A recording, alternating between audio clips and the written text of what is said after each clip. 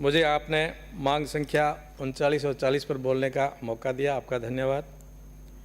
आदिकाल से ही हमारे देवादिदेव विश्वकर्मा भगवान द्वारा रचित वास्तुशास्त्र के अनुसार हमारे पूर्वज नगर, शहर, ग्राम आदि का निर्माण करते रहे, जिसमें प्रकृति, प्राणी, पर्यावरण सबको ध्यान में रख करके बसावट की जाती थी।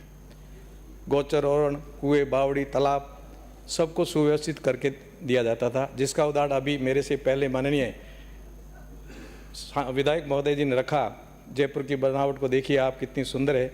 जयपुर की तरह कई ऐसे शहर है जो हम सबके लिए ऐतिहासिक धरोहर है और आज विश्व में भारत का मान और सम्मान बढ़ा रहे हैं। क्योंकि मैं समय की मर्यादा को देखते हुए मेरी पोकरण विधानसभा की बात करूंगा। और पोकरण विधानसभा में पोकरण नगर पालिका आज़ादी से पहले 1936 में बसी है। ऐतिहासिक नगरी पोकरण भर के लोग पर्यटक के रूप में दुनिया के लोग यहाँ देखने के लिए आते हैं, रामदेवरा दर्शन करने आते हैं, पोकरण का दर्शन करने आते हैं। परंतु पोकरण के अंदर प्रवेश करते हैं तो उनको दुख और पीड़ा होती है कि इतनी ऐतिहासिक नगरी आज उसका कोई विकास नहीं है। इसलिए आपके माध्यम से मैं निवेदन करूंगा माननीय मंत्री जी से कि उसको एक आदर्श नगर पालिका के रूप में आप उसका खाका बनाएं, जिससे आने वाले पर्यटकों के लिए भी सुविधा हो और आम नागरिक के लिए भी सुविधा हो। उन मूलभूत सुविधाओं को देने के लिए विशेष रूप से पैकेज बना करके पोकरण को ध्यान में रखा जाए।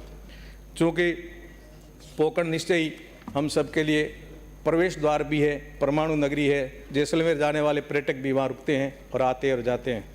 मैं आपका ध्यान आकर्षित, आपके माध्यम से मंत्री जी का ध्यान आकर्षित करना चाहूँगा कि पोकरण के अंदर पिछली सरकार ने 25 करोड़ रुपए ट्रीटमेंट प्लांट के लिए स्वीकृत किए थे, परंतु वो व्यवस्थित नहीं होने के कारण नहीं लगे। उसका मूल कारण था कि पोकरण नगर पालिका क्षेत्र में सीवरेज व्यवस्था हेतु एसईटीपी प्लांट नहीं होने के कारण शहर का गंदा पानी जगह जगह इकट्ठा हो रहा है और इसके लिए भोमारा माली बनाम राज्य सरकार अन्य एपीसी नंबर 81/2022 सीएड माननीय एनटीजी न्यायालय बेंच भोपाल में द्वारा नगर पालिका के विरुद्ध 65 लाख रुपए की शास्ति लगाई गई है।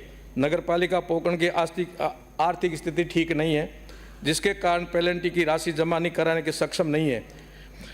जब नगर पालिका के क्षेत्र में सीवरेज व्यवस्था ही सुचारू रूप से समाधान नहीं हो पाएगा तो माननीय न्यायालय द्वारा शास्ति लगाई गई। अतः मैं आपके माध्यम से माननीय मंत्री जी से निवेदन करता हूं कि मेरी विधानसभा का ये पोकरण नगर पालिका का बहुत गंभीर विषय है और इसको आप तुरंत ही निस्तारण करने के लिए आप कदम उठाएं। चूँकि पिछली सरकार में 25 करोड़ रुपए की स्वीकृति की थी, परंतु एक उसमें टेक्निकल त्रुटि लिखी गई है। मैं आपके ध्यान आकर्षित करना चाहता हूं, 25 करोड़ रुपए पोकरण नगर पालिका लिखा, पोकरण शहर लिखा, परंतु कार्यस्थल रामदेवरा लिख दिया, जो कि पोकरण नगर पालिका से 10 किलोमीटर दूर है और वहां लिख दिया। इसलिए इसका संशोधन करके पुनः पोकरण नगर पालिका लिखा जाए, जिसके कारण वो पैसा लग करके इस व्यवस्था को सुचारू की जाए। मैं एक ऐसी पोकरण नगर पालिका का जो सांचा और ढांचा है, मैं पुनः आपका ध्यान आकर्षित करना चाहता हूँ। पुरानी नगरी है और उस पुरानी नगरी में जो पुरानी बसावट है, उसकी सड़कें 30-40 साल पुरानी, तो पाइपलाइन है 30-40 साल पुरानी, सीवरेज उस समय का डाला हुआ, लाइट के तार और थंबे उस समय के लटके पड़े हैं। इसलिए मैं पुनः आग्रह करूंगा कि पोकरण को ऐतिहासिक नगरी को ध्यान में रखते हुए आदर्श नगर पालिका के पैमाने में लेकर के ये सारी मानवीय व्यवस्थाएं सुचारू रूप से की जाए। कुछ मूलभूत सुविधाएं मैं मानता हूं कि सभी नगर पालिका में होनी चाहिए और एक पैमाना है वो सभी नगर पालिकाओं को देना चाहिए, न कि पोकरण नगर पालिका जिसमें टाउन हॉल अनिवार्य है। सभी नगर पालिका में एक टाउन हॉल होना चाहिए और उसी के साथ में नगर पालिका में सुव्यवस्थित सार्वजनिक पार्क जिसमें व्यायामशाला और ओपन जिम भी होनी चाहिए। इसकी मांग मैं पोकरण नगर पालिका में भी करता हूं। साथ ही साथ सबकी मांग आई है कि पोकरण नगर पालिका हो चाहे और नगर पालिका हो, सुचारू चलाने के लिए वहां कर्मचारी होने अति आवश्यक है। मेरी पोकरण नगर पालिका के अंदर 1 JN, 2 JN और 1 AN पोस्ट है, तीनों खाली पड़ी है और कर्मचारियों की भी भारी कमी है। इसलिए इसको जब तक सुचारू नहीं करेंगे तब तक पूरी नहीं होगी।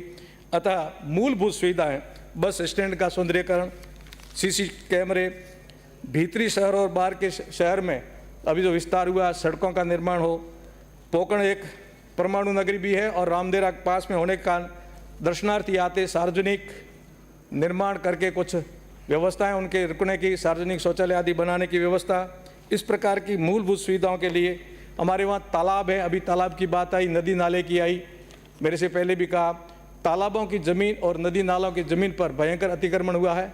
इनका सौंदर्यीकरण करने के लिए उनको सुचारू रूप से खाली किया जाए। और मैं पुनः आपके माध्यम से मांग करूंगा कि हमारा आने वाला भविष्य, आने वाले जो भी शहर बसे उसमें प्रकृति, पर्यावरण, जीव, प्राणी सबको ध्यान में रखते हुए उसी विश्वकर्मा भगवान के उस वास्तुशास्त्र के अनुसार यदि हम नगरीय विकास करेंगे तभी हम सुखी रह सकते हैं। अन्यथा बढ़ती आबादी, शहरों की तरफ आकर्षण हम सबको कहीं न कहीं इतना परेशान कर देगी जिससे सारी परेशानियों का समाधान नहीं होगा। मैं आशा रखता हूं कि जो मैंने मांग रखी है, आप माननीय मंत्री जी, आपके सायंकाल के जवाब में मैं आशा रखता हूं कि पोकरण को आदर्श नगर पालिका घोषित करके और ट्रीटमेंट प्लान के लिए जो हमारे 25 करोड़ रुपए पूर्ववर्ती सरकार ने स्वीकृत किए थे उनको सुचारू रूप से लगाने की सुव्यवस्था करें। आपने मुझे समय दिया, इसके लिए मैं बहुत बहुत धन्यवाद।